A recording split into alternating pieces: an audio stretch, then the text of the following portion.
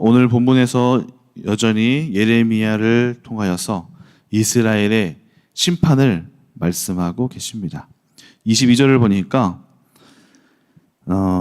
땅끝에서 북에서부터 큰 나라가 와서 너희를 치게 될 것이다. 이렇게 말씀하고 있고요. 또 25절 너희는 밭에도 나가지 말라 길로도 다니지 말라. 왜냐? 그곳에 원수의 칼이 있고 사방에 두려움이 있을 것이다. 집 밖을 나가는 순간 비가 쏟아지는 비를 맞을 수밖에 없듯이 나가게 되면 원수들이 나를 죽이려고 할 만큼 그 북에서 있는 그 군사들이 쫙 깔려 있는 것을 생각하게 하죠. 그래서 예레미야는 계속해서 심판하고 또 심판하고 또 멸망할 것이고 성이 무너질 것이고 끊임없는 고통과 두려움을 떠올리게 합니다. 이런 말을 들으면 좋아할 사람은 누가 있을까요? 아무도 없습니다. 우리 교회를 향하여서 너희 교회가 망할 거야. 너희 교회에 있잖아 이단들이 가득 찰 거야. 너희 교회 불날 거야. 이런 말을 들으면 어때요? 가서 때리고 싶잖아요. 조용히 하라고. 왜 그렇게 저주를 하냐고. 너희 집 망할 거야. 너희 집 깨질 거야. 너희 아들들 자녀들이 망할 거야. 이런 얘기를 지금 예레미야를 통해서 되어지고 있는 거죠. 우리가 딱 이 본문만 보고 그리고 하나님을 생각하게 된다면 하나님을 향하여서 오해하기 쉽습니다. 왜 이렇게 심판하시는가? 하나님이 왜 이렇게 끊임없이 이스라엘을 저주하시고 이스라엘을 멸망하려고 하시는가?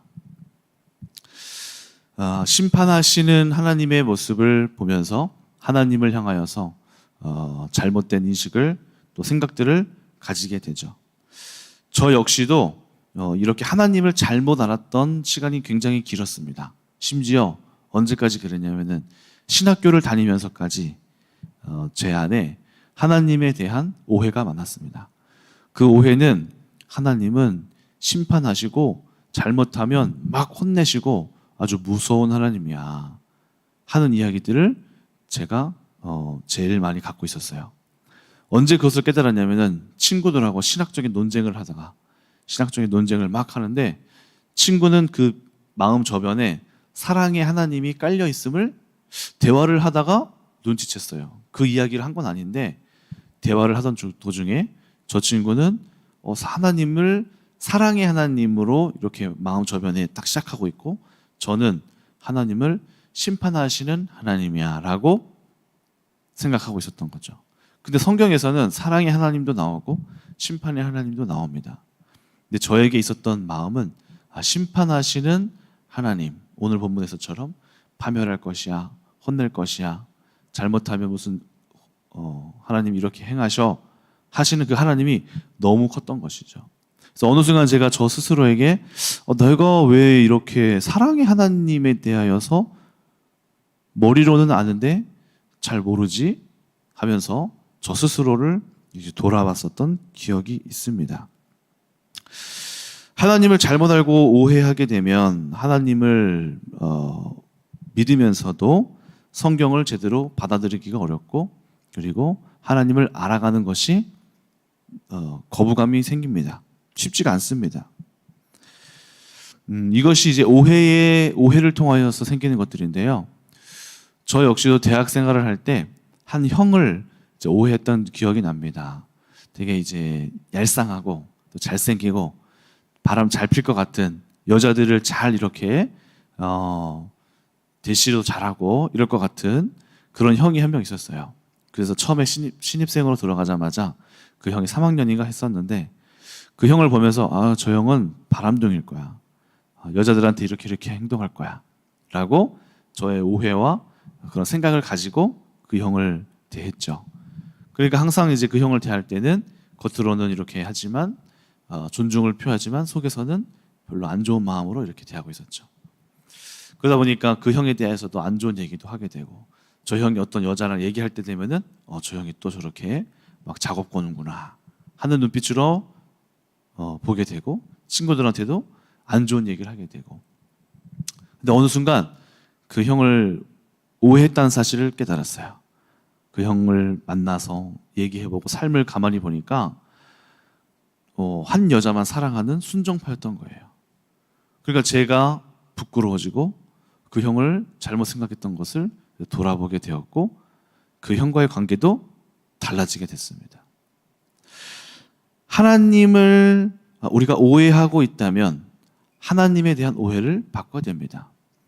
여러분도 만약에 그 당사자가 된다고 생각해 보세요. 만약에 여러분들이 어떤 일 때문에 하나님을 향한 중심이 있는데 어쩔 수 없이 새벽 예배는 열심히 나오지만 수요 예배를 못 나오고 또 금 예배를 못 나오고 있어요. 그런데 누군가가 당신은 이렇게 하나님 앞에서 성실하지 못하냐 하면서 지적을 한다면 마음이 어떨까요? 너 내 중심 그거 아닌데, 나도 나오고 싶은데 그거 아닌데 왜 나를 저렇게 오해하지? 생각할지도 모르겠습니다. 하나님께서도 우리의 오해를 그렇게 느끼실지도 몰라요.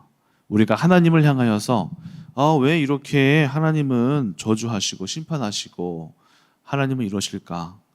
라는 생각을 가지고 하나님을 보고 있다면 하나님께서는 그 마음 가운데에 내가 그런 존재가 아닌데, 내가 사랑의 하나님인데, 내가 얼마나 아끼고 있는데 나를 다시 생각해야 될 텐데 그 오해를 풀었으면 좋겠다 하고 하나님께서는 그렇게 말씀하실 것입니다.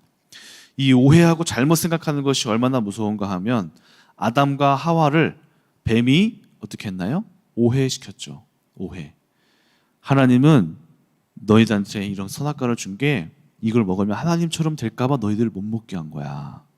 그 말을 하는 순간 아담과 하와가 하나님을 따르고 순종하고 그 길을 잘 가던 사람의 길을 탁 쳐서 아니 가만히 있어봐 생각하게 되는 거죠.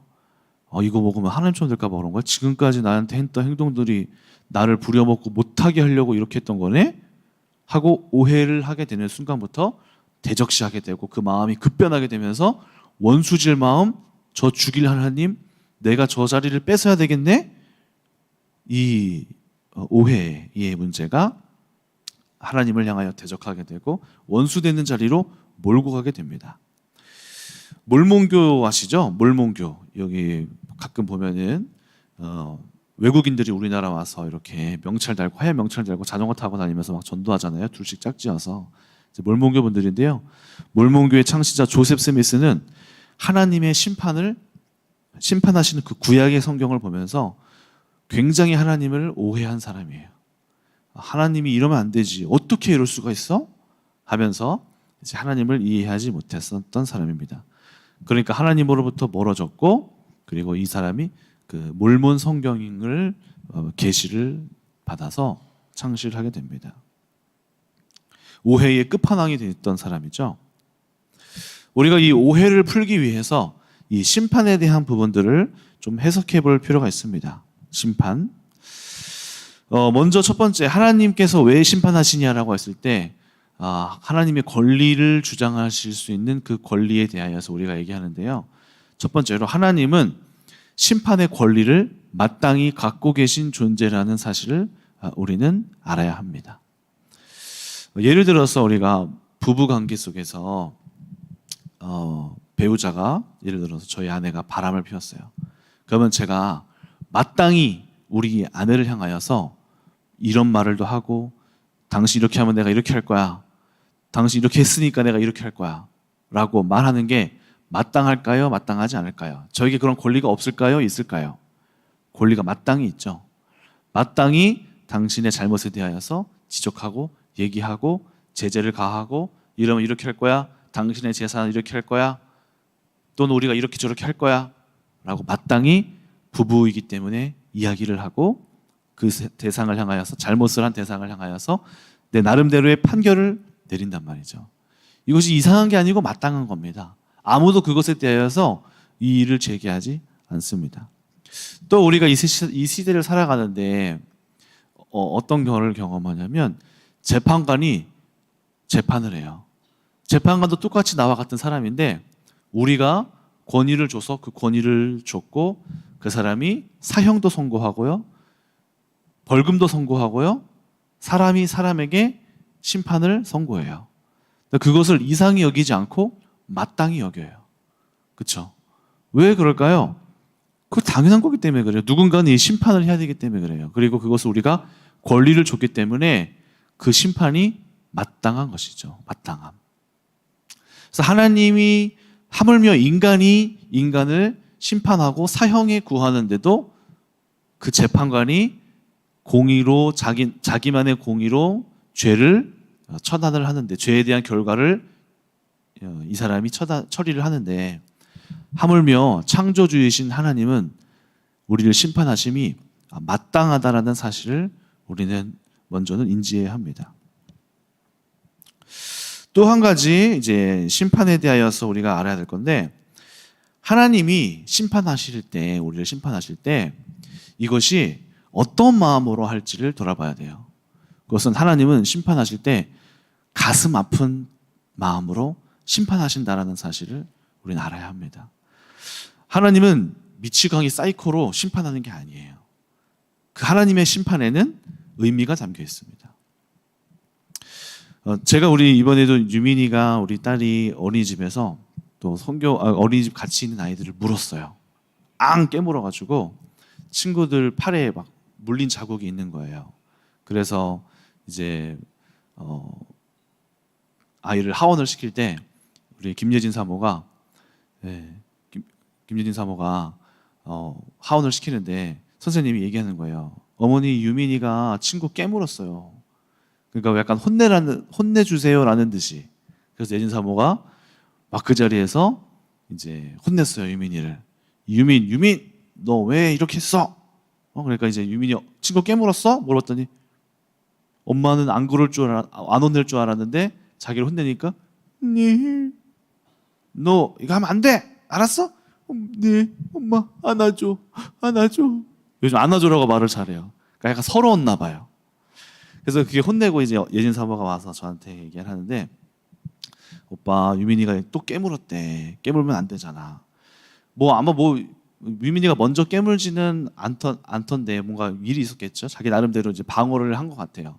그래도 깨물면 안 돼 하고 유민이를 막 지적하고 혼내고 막 언성도 높이고 막 했단 말이죠.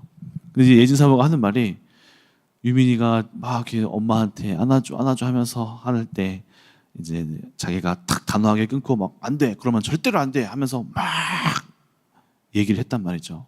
근데 이제 막 서러워서 엄마를 보는데 엄마한테 이렇게 좀 위로를 받고 싶었는데 엄마가 단호하게 하는 모습을 보면서, 오빠가 그렇게 하는데 내가 마음이 너무 아팠어. 유민이를 혼내는데 가슴이 아팠어.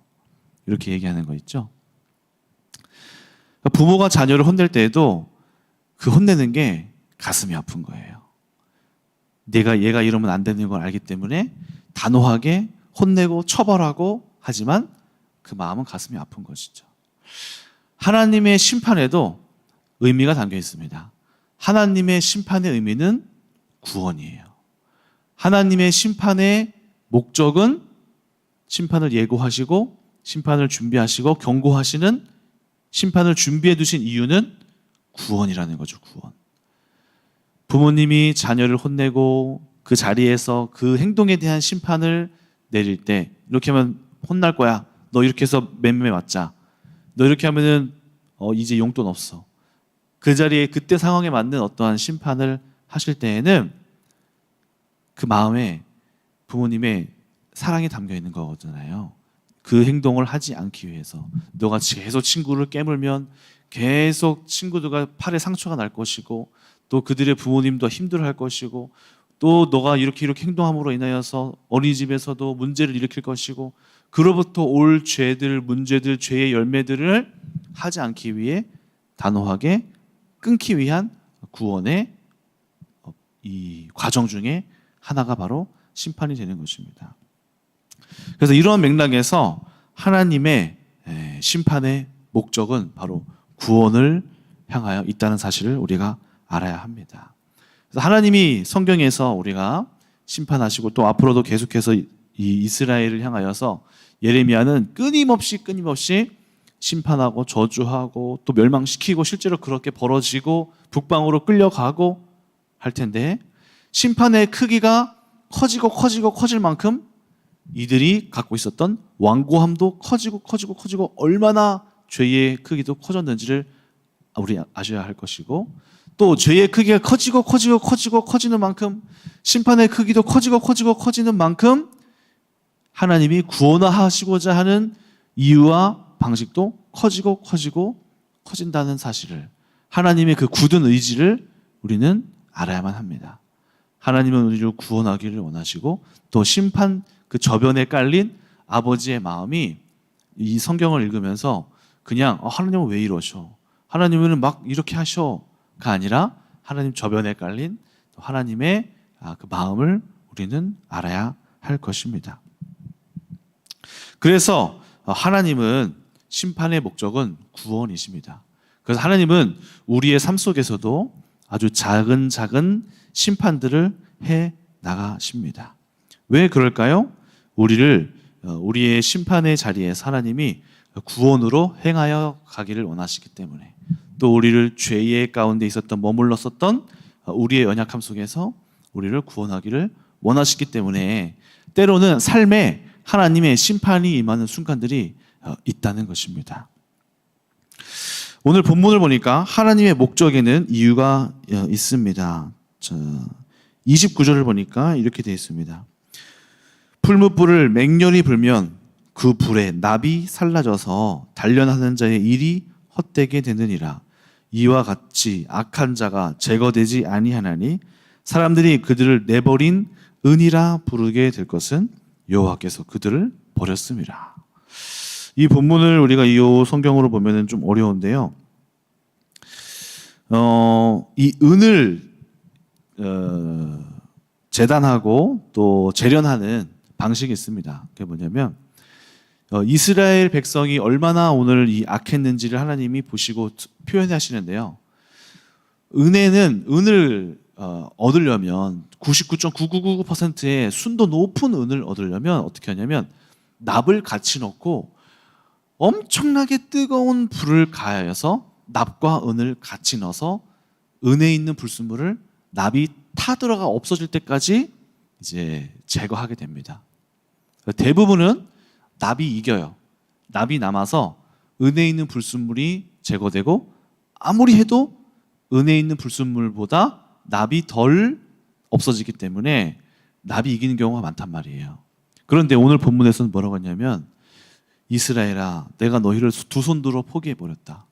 이 불순물이, 은이 얼마나 불순물이 가득한지 납을 넣어서 마치 다니엘을 태우려고 했었던 그 풀무불에 사람이 근처 옆으로만 갔어도 타들어가는 듯한 불인데, 그 뜨거운 곳에 납도 넣고 하나님이 지금 불로 막 다 태우고 심판으로 막 여러 가지로 막 말씀하시고 훈련을 하면서 막 악을 없애려고 하나님이 혼내시기도 하시고 사람들을 보내기도 하시고 전쟁도 일으키셔서 경고하시고 많은 일들을 하셔서 이 죄악을 없애보려고 노력했건만, 오히려 납이 다 타들어가 없어졌는데도 은의 불순물이 사라지지 않을 정도로 있으니 이 불순물이 더 가득한 이 은을 어찌 쓸 수 있으냐. 차라리 이 일이 수고가 헛되기 때문에 이 은은 사람들에게 버려질 것이니라 라고 오늘 비유로 이야기하는 것입니다. 그러니까 이 비유가 무엇이죠? 얼마나 악하고 악한지 이 이스라엘의 죄가 아무리 뽑아도 끊임없이 터져나오는 이 죄를 보시고 하나님이 두 손 두 발 들고 너희들은 내가 내버려 둬야겠구나, 더 이상 손댈 수가 없구나 하고 두 손 두 발 들게 된다라는 이야기를 하시는 것입니다. 얼마 전 오래 묵은 이제 저의 옷들을 좀 정리했는데요. 저도 이제 반팔을 입으면 땀이 나잖아요. 근데 어느 순간부터 옷에서 이 땀을 흘리고 나면은 냄새가 많이 나는 거예요. 그래서 이제 몇 년 전에 제가 정말 좋아했던 옷을 이렇게 입고 한번 정말 격렬하게 운동을 한 적이 있었는데, 이 옷을 제때에 바로 못 빨고 아마 빨래통에 오래 묵혀놨었나 봐요. 그래서 제가 나중에 유튜브를 찾아보니까 이게 옷이 그렇게 놔두면 썩는다고 하더라고요. 와, 그전 몰랐는데 이게 그래서 빨아도 냄새가 계속 나는 거예요. 뭐 탄산 뭐 무슨 것도 뭐 사가지고 와서 막 제가 좋아하는 옷이니까 이걸 살리고 싶어서 넣고 막 삶고 막 했는데도 다시 그 냄새가 나는 거 있죠. 그러면 이 옷을 어떻게 할까요? 입을 수 있을까요? 없을까요? 입을 수 없고 버리게 되더라고요. 이스라엘이 가지고 있었던 그 악이 끊임없었기 때문에 하나님께서도 두 손 둘 정도로 결국에는 포기하게 되시고, 또 로마서 1장에 나타났던 것처럼 하나님이 그들을 내버려 두사, 죄 가운데 내버려 두사, 그냥 그 죄에 그냥 죄대로 살게 하시는 일들이 벌어지게 되는 것이죠. 하나님은 우리에게 끊임없이 말씀하시는데 인간이 그 죄를 해결해 나가지 못하고 바꾸지 못할 때 인간들은 하나님으로부터 내버려 두심을 받게 되는 결과를 얻게 됩니다. 하나님은 그래서 하나님이 말씀하실 때 우리가 변화해야 되고, 또 우리가 그 이야기를 제일 중요한 말씀 무엇이죠? 바로 들어야 합니다. 어제 본문인데요, 6장 8절을 한번 보겠습니다. 변화의 키는 바로 들음에 있습니다. 6장 8절, 예루살렘아 너는 훈계를 받으라. 훈계를 받으라 했습니다. 또 10절 볼까요? 내가 누구에게 말하며 누구에게 경책하여 듣게 할꼬 보라. 그 귀가 할례를 받지 못하였으므로 듣지 못하는도다. 하나님의 말씀이 우리 가운데 이루어지지 않고 성취되지 않고 변화되지 않고 불순물이 제거되지 않는 가장 큰 이유는 바로 듣지 않기 때문입니다. 듣지 않기 때문. 얼마 전에도 이제 제 친구하고 같이 이제 갔는데요. 가족 모임을 했었어요, 부부로. 그런데 그 친구가 운전을 되게 험하게 해요. 그래서 막 저랑 그 친구의 아내, 저희 가족들을 먼저 내려놓고 이렇게 주차하러 갔어요. 근데 그 상황에서도 뭐 난폭하게 하는 거예요. 그래서 제가 제 친구의 이제 와이프분한테 쟤는 옛날에 학생 때도 그랬는데 지금도 저렇게 운전을 하는 것 같네요. 좀 빵 할 정도로 막 보는 앞에서 그러니까 이제 그 제 친구의 와이프분이 말을 해도 안 들어요. 운전 조심하라고 하면 저한테 화를 내요, 이제는. 그래요. 그렇구나. 더 이상 할 말이 없는 거예요. 그렇죠? 말을 해도 안 들어요. 돌아오는 거는 분노고 화를 내고, 왜 내가 운전하는데 이렇게 말을 하냐. 듣지 않으니까 더 이상 답이 없는 거예요, 그 사람은. 그대로 그냥 그렇게 가는 거예요. 자기의 그걸 고수하고 가는 거죠.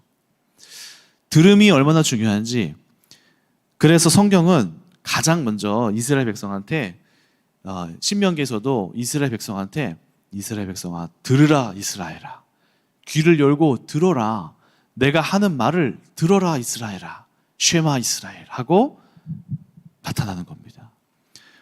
여러분, 우리 마음 가운데에 들음이 있기를 축원합니다. 들음은 우리가 마음을 열고 듣기를 열고 자존심을 내려놓고 나의 문제를 인식하게 되는 순간부터 듣게 됩니다. 설교가 들려지기 시작하고 주변에 있는 내 옆에 있는 사람의 잔소리가 들려지기 시작합니다. 그리고 들음은 어디서부터 나오냐면 나의 낮음을 깨달을 때부터 들리기 시작해요.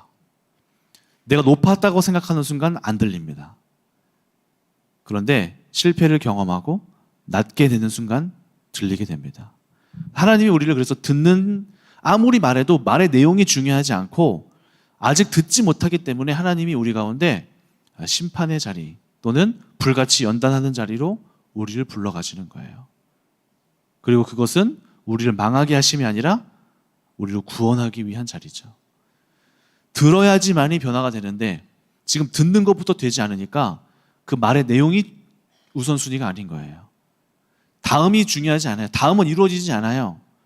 듣지 않아서 출발하지 못하고 있는 것입니다. 그래서 하나님은 우리를 들음의 자리로 만들어 가십니다. 잘 돼가는 회사들이 있는데요. 잘 되는 회사들의 중요한 부서가 하나 있습니다. 그건 바로 고객을 대하는 고객처예요. 그 고객처에서 뭘 하냐면요, 피드백을 받습니다.